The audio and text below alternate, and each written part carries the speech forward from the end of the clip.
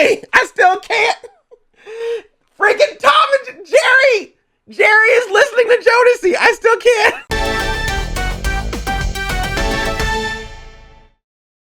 Hi, I'm Andre, and Tom and Jerry, the movie. I gotta explain. Oh, by the way, spoilers for the Tom and Jerry movie. I would hate for you to get spoiled. The movie does not start out with Tom. It does not start out with Jerry. It starts off with some cartoon pigeons singing Can I Kick It from A Tribe Called Quest. Well, at least they got good musical taste in this movie. And one thing I will give this movie credit for, every animal in this movie is a cartoon character. Dogs, cats, mice, elephants, fish, alive fish, dead fish. If you are an animal, you are a cartoon character in this movie. I respect that. And every animal has that 2D animated style, even though obviously CGI helped. It's obviously 2D looking, so that's really cool. The movie starts in New York, and we see Tom on a train with a keyboard, and he's going to New York because he wants to become a musician. He even sees a sign of John Legend and imagines himself on that sign playing next to John Legend. I mean, are Tom and Jerry black in this? There is a poster for the Joker movie, the Joaquin Phoenix Joker movie, but instead of Joker, it's Droopy with the clown makeup on. And it says, "Put on a happy face when you bring me out, because you introduced me as Droopy.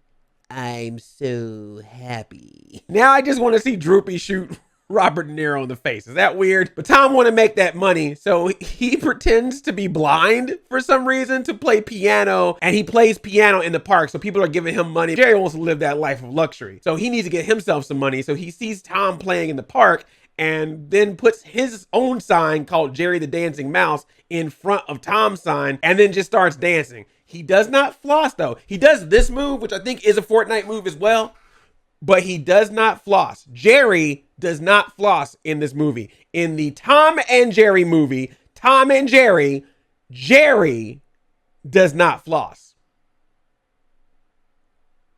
Tom flosses later on in the movie. So because Jerry's dancing so great in front of Tom, people start literally taking Tom's money away and giving it to Jerry. This, of course, upsets Tom. They get in a fight. The keyboard breaks, and it is revealed that Tom is not blind, which leads to one of the funniest throwaway lines in this movie. They're all yelling, "He tricked us. He's not blind." And then there's one woman that yelled out, "He's not blind. It's just a regular cat playing piano." I was like, okay. We get that Tom and Jerry chasing action. And this is one of the best parts of the movie because it's Tom and Jerry and they're doing their usual bits. They even pull out some classic gags, like Jerry does the whole thing where he's looking at his hand and Tom's like, "Let me look." And he's like, "No." And Tom's like, "Let me look." And he's like, "No." And then Tom's like, "Let me look." He's like, "Okay." Punch. Classic. So I was feeling this. I'm like, all right, live action with animation, but we getting classic Tom and Jerry stuff. And then during their chase, Tom runs into Chloe Grace Moretz. All right. We're done with that. Time to meet this girl. Chloe Grace Moretz is a woman who's trying to hold on to a job. She's doing like a Ask Rabbit type of job right now. She gets fired from her most recent job and she's trying to find a new one. And in between jobs, she sneaks into this hotel and steals food from them all the time. And the only reason why she's able to get away with it is because she's friends with the black doorman. "Stealing lunch again? Oh, you go in there, old Chloe Grace Moretz." This particular time that she's at the hotel, she finds out that they are hiring a new coordinator because they're about to have a lavish wedding between Ben and Prieta, who are these very famous people. I don't know if they were royalty or celebrities or just influencers. So they're going to have their wedding at the hotel and they need more staff. There's one of those like, "I'm here for a job" type of women in the hotel lobby. And Chloe like does this whole trick with her. So she leaves. Chloe takes her resume and they think the resume is Chloe's resume. So she rips the other lady's name off, goes in for the interview and gets the job. Because the boss, even though a name has been ripped off the resume, doesn't question her credentials at all. But the events coordinator of the hotel, played by Michael Pena, is all like, "Nah, Chloe is sus." What is her actual name in the movie? I keep calling her Chloe. That's not her name in the movie. That shows how much the human characters resonate with me. Her name is Kayla, but I'm probably going to call her Chloe the whole time. Don't be mad. I should also mention that Ben and Prieta are the owners of Spike, the Bulldog that you might remember from the Tom and Jerry cartoons. And they also own Toots, who is the cat that you usually see in the Tom and Jerry cartoons that Tom's always trying to hit on. So now that Kayla, Chloe, has the job, Michael Pena has to show her around. We meet the staff. We meet a weird bellhop girl named Joy who like pops up behind you all the time. We meet Jeong as a Kim Jeong. He's the chef at the hotel and a food critic is supposed to be coming to the wedding. So he, of course, is like pulling the whole Hell's Kitchen type of thing, yelling at his staff because he wants to get that perfect rating. Tom and Jerry will come back eventually, I swear. We also meet this ethnically ambiguous bartender who I guess has like a little flirty thing going with Chloe. Like they kind of flirt, but they kind of don't, because he never like kisses her or hugs her or takes her out on anything romantic. But like he's always super supportive of her and always asks if she needs help, and it always makes her feel better when she's down. And that's it. And while Michael Pena is giving Chloe the tour, he makes sure to mention that there is this beautiful glass ceiling that the hotel lobby has. And it's been there for several decades since the building was made. This beautiful, one-of-a-kind glass ceiling. This possibly breakable glass ceiling in the hotel. Because Jerry got that money from taking over Tom's business, he basically moves into the hotel. He doesn't go Home Alone 2 style with him, but he buys some things, he takes some things out of people's purses, and he finds a little hole in the hotel walls. Unfortunately, he walked through that kitchen to get that cheese, and somebody noticed him, and now the hotel knows there's a mouse in the house. And so they call Nathan Lane, and no, that's different. That's a different mouse movie. Chloe, she puts out a mouse trap, like a basic mouse trap, and they walk away, and they come back, and Jerry like leaves a note, just basically being like, y'all need a better mousetrap, and also just leaves a bunch of money there for him as well. Be like, go buy a better mousetrap. Do this better. I'm like, dang, Jerry, you kind of a jerk, man. Oh, Tom, he's in this movie too. He's in the alleyway trying to get some food behind the hotel, and that's when we meet Butch and all the different alley cats that you probably have seen if you watch the classic Tom and Jerry cartoons. You've seen all these different cats before. They got the one with the hair over his eyes. They got that little tiny one that's jumping around. They're all black voiced, and they tell Tom, this is our turf. You can't be coming up on our turf taking our food. So Tom narks on him. He sees an animal control. They're like, hey, woo,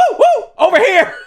He doesn't talk though. Tom and Jerry does not talk in this movie, except Tom talks one time. I'll explain why they allow him to do it. But Tom and Jerry quiet the entire movie. Every other cartoon animal in this thing talks all the time, but Tom and Jerry, by the way, they use the actual archived audio of Tom throughout the movie.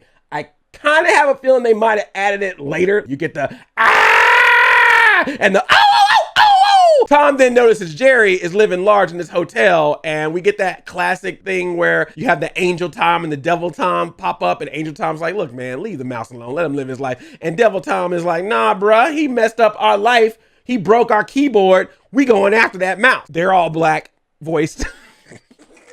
All the animals are black voiced. And that's when you get Tom trying to climb across from one building to the other, where he gets the Batman suit and tries to fly in on Jerry. This is probably one of the best parts of the movie because it is literally a good 5 to 10 minutes of just Tom and Jerry. Go figure, in the Tom and Jerry movie, to spend a good amount of time on Tom and Jerry. Jerry's just chilling in this hotel room, living large. Tom finally gets in there. They have a big chase, throwing things at each other to the tune of Eric B. and Rakim's Don't Sweat the Technique. I don't know about this movie, but I need this soundtrack. Because they're making so much noise, other people in the hotel start complaining. So Chloe goes up and checks it out, sees the mouse, can't grab the mouse, sees Tom, and is all like, wait a minute, you're that cat that ran into me in Act 1. You need to work for me now. She convinces the boss to hire Tom. At first, they were going to get exterminators and bring out poison. And she's like, nah, if we do that, then the people are going to know that this lavish hotel has a mouse problem. They can't have their competitors know about that. So instead, we hire this cat, go through the natural order of things. Cat will get this mouse without anyone knowing. Because if you know about Tom and Jerry, they are always discreet. And Michael Pena is like, this is stupid. In the movie, he's like, this is dumb. You gonna hire a cat to chase a mouse? That's the dumbest premise I ever heard. Man, this movie's meta. But the boss is like, no, we kind of have to do it because now that she told us that we should hire a cat, if we say no to hiring a cat, PETA will get on us for discrimination of not hiring animals. I am not joking. That's a joke in the movie. They give Tom a little hat, a little name tag, and now he works there. And as soon as Tom got that hat, he's all like slide. He's like, slow walking. Like, look at me, bruh. Tom looking good. Okay, Tom and Jerry are brothers. I'm sorry. This movie is proving to me that Tom and Jerry are black. And if you need more proof, Joy, the bellhop that like pops up behind you, she's like, I saw this small door on one of the hotel floors. They go up to this floor and they're walking up to Jerry's small hotel room. Jerry basically made like his own mouse hotel. He's got like artwork and a little TV in there. Jerry's in the bathtub. He's just chilling out. He's reading an issue of a secret squirrel comic. They walk up and knock on his door. He opens that door. Come and talk to me. I really wanna meet you. Can I talk to you? This freaking mouse is listening to Jodeci in his hotel room. Tom and Jerry are black. Look, don't get me wrong. I grew up on some Jodeci. I grew up on some Casey and JoJo. All my life, I pray for someone like you. But Jodeci was not what I was thinking was going to play in 2021 in a Tom and Jerry cartoon. And they got reggaeton throughout the rest of the movie. The most black AF soundtrack of 2021 is going to come from freaking Tom and Jerry. Come and talk to me. Come and talk to me. I still can't. Freaking Tom and Jerry.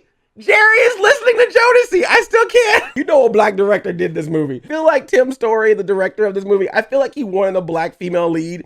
And he also wanted all this music in there. And I feel like Warner Brothers was like, look, you can have one. You can either have black lead, but classical music, or black music and a white lead. And he was like, Jerry, listen to Jodeci. Just sounds too good. I can't give that up. Chloe's like, Tom, get Jerry out of here. Antics ensue. We wish we could watch some of those antics, but we don't have time for that because we got to meet Ben and Prieta and find out about the stresses of the wedding, because that's what you want in a Tom and Jerry movie, wedding planning. Prieta's like, hey, I need to have some girl time with Kayla, so can you go walk our dog, Michael Pena? And so he has to walk Spike, and she's like, oh, by the way, Spike has had a bunch of burritos, so it's the setup that Spike's gonna poop. They don't show the poop. You don't see the actual poop, but you do see Spike getting down, a little butt twitch. You get that little butt shake where you know like something's coming out, but we just don't see the thing come out. Thank goodness. Thanks for knowing where the line was. Oh, and at some point, Tom chases Jerry in the movie. I forgot. We get this whole conversation about Prieta being all worried about the wedding because Ben is like overdoing it. He's trying to impress her. He's trying to impress her dad. He's also trying to impress everyone because they're huge on social media. They feel this need of like always having to be extravagant because of their audience.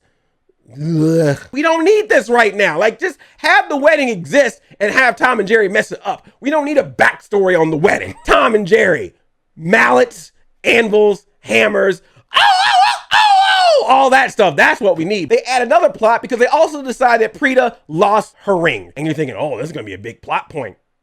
It's not. We find out that Jerry took the ring because he put it up as his chandelier in his little mouse hotel. He gives it back to Kayla. And she gives it back to Prieta, and everyone's fine. Like, the moment that they said, my ring is missing, I was thinking, oh, is this some subplot where maybe Michael Pena or maybe the boss of the hotel is also secretly a thief? Or maybe Kayla/Chloe will find the ring, and then someone will find her with the ring, and they'll think she stole the ring. No, none of that happens. It's just straightforward. Ring was taken by Jerry. Jerry gives ring back. Ring is given back to bride.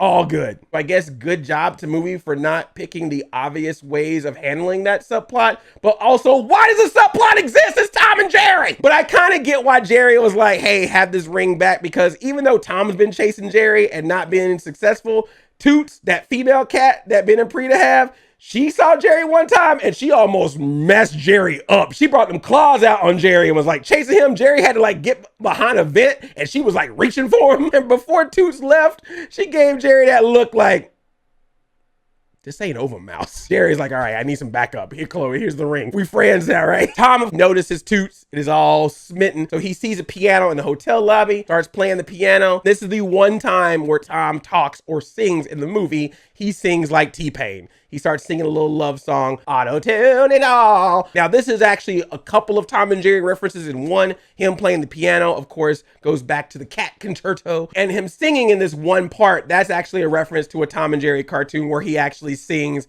to a cat outside her window with a big old bass just going, is you is or is you ain't my baby. But instead of singing that, because they probably thought that might be a little outdated, they instead have him sing T-Pain. But of course, Jerry got to mess that up. So then Tom starts chasing Jerry. Spike comes back from pooping. Spike starts chasing Tom. And they do that classic cartoon tornado. You know when like animals start fighting in a cartoon and that big old cloud of smoke goes around them and it looks like a big dust cloud. Michael Pena actually gets sucked up into it, so we actually get to see the inside of the fight cloud, which I thought was kind of interesting. You get to see like quick shots of Tom and Spike and Jerry like fighting each other while he's all inside of it like, get me out of here. Hey, remember that big giant glass ceiling that the hotel has in the lobby that's been there for several years? Guess what happens to it? Broken glass everywhere. So at this point, you're thinking Kayla, Chloe must be in trouble because Jerry did not leave the hotel and now this glass is broken. So the boss decides to let Michael Pena have a leave of absence because he feels like Michael Pena is too stressed out. And so he lets him go home and then puts Chloe/Kayla in charge of everything. What in the white girl is going on here? So now Kayla Chloe has to run the entire thing, and she goes up to Tom and Jerry like, look, I appreciate y'all help me out, but y'all can't be here when there's wedding here. Y'all messed too much stuff up. So I'm gonna make a deal with you. If y'all go away and spend a day in New York while the wedding is happening, you're not around here, then when I hopefully get this job permanently after, then you two can stay here. Y'all gotta be friends for a day. Now, normally a montage like this would be a little bit like, oh gosh, but it's actually kind of nice because even though Tom and Jerry are supposed to be friends, of course, Jerry cannot resist. So he like closes the door on him. He like makes him accidentally hit a traffic light and takes a selfie with them. It's also a nice montage because it only features Tom and Jerry. For a good amount of time, we're only spending it with Tom and Jerry. How nice for the Tom and Jerry movie to go, let's spend some time with Tom and Jerry. But things go south when Tom and Jerry go to a Yankees game. A ball is hit in the air. It looks like one of the Yankees is about to catch it to get the player out, but Tom puts his hand out and grabs the ball before the player is able to grab it. So of course, everybody in the ballpark is like, boo, and they get thrown out, and then animal control sees it, and they take Tom and Jerry away to the pound, which is basically prison. Droopy is also in there, and he got Droopy in full Hannibal Lecter. Like he's got like the whole face mask over him and wrapped up like, hello there. Because you know those kids love the Silence of the Lambs. And inside the pound prison, we run into Butch and the other alley cats. They're like, oh, hey, Tom, remember you ratted us out? Now eat your rat friend. They basically like, Tom, you gotta eat Jerry or we gonna eat Jerry. And probably you too. They get released because Michael Pena saw Tom and Jerry on television when they got kicked out of the baseball stadium and lets them out. But he talks to Tom and Jerry separately because he's got a plan.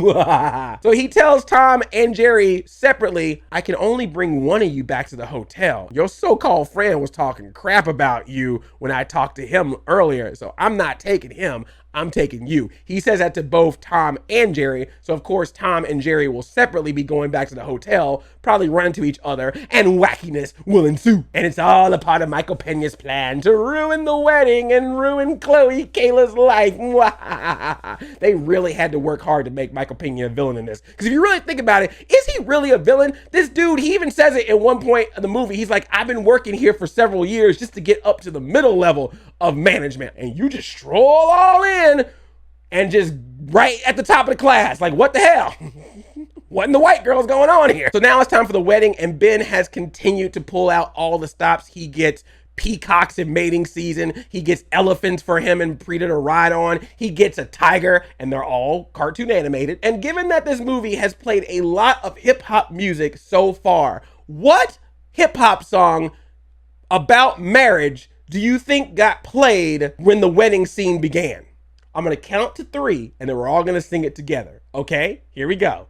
1, 2, 3. Meet me at the altar in your white dress. We ain't getting no younger. We might as well do it. Girl, let's just get married. I just want to get married. Of course. And it's the remix version too. Tom and Jerry are black, y'all. Tom and Jerry return to the hotel. They see each other. They're mad at each other. There's a giant wedding going on. There's a giant cake that Jeong pushes out. Oh boy. They mess up the cake. They mess up the wedding. Everything gets destroyed. Elephants are running out in the streets. Kayla Chloe finally reveals all this time that she was a liar.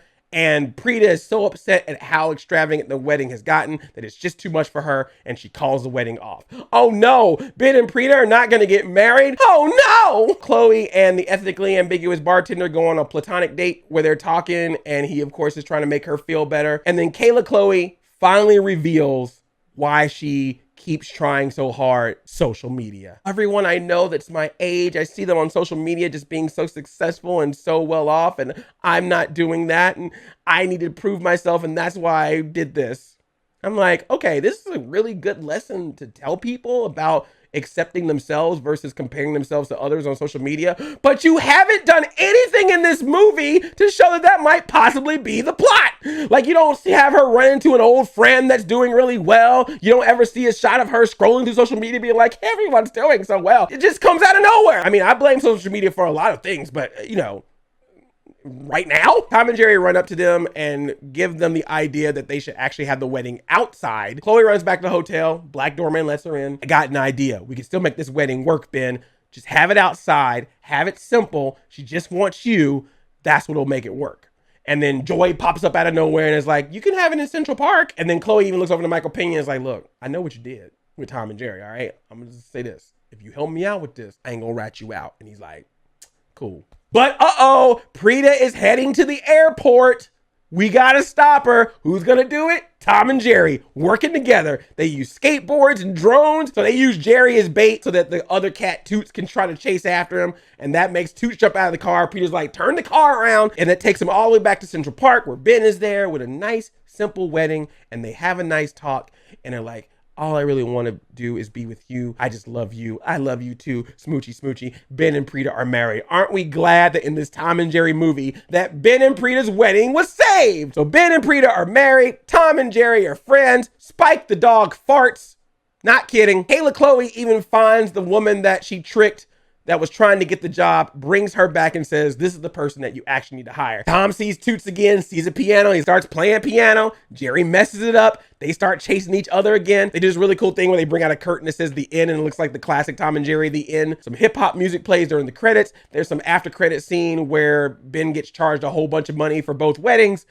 The end. It's Tom and Jerry. They made this way too complicated. I get one to put him in a hotel because a hotel is nice and classy. So of course, Tom and Jerry messing it up works fine. And I think when they did that, it worked great. When you start getting into a woman trying to keep a job, a secret identity, wedding jitters, trying to impress yourself on social media, all you needed was a cat chasing the mouse and an environment for the cat to chase the mouse. I feel like sometimes they were supporting cast members to their own movie. Tom and Jerry are great when they're front and center. I just wish they were front and center more because, you know, their names in the freaking title. And yet this still isn't the craziest movie I've seen with animated cats. As an extra for the movie, they also released 2 brand new Tom and Jerry shorts. They're kind of done in the same style as the new Looney Tunes shorts that are on HBO Max. They're both pretty fun. They're both very classic Tom and Jerry, but with new animation.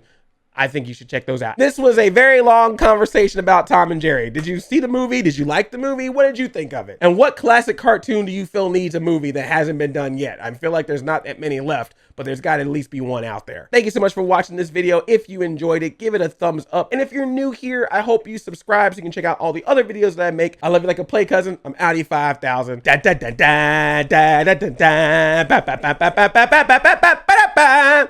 They should have started with that, but you know, Tribe Called Quest is good too.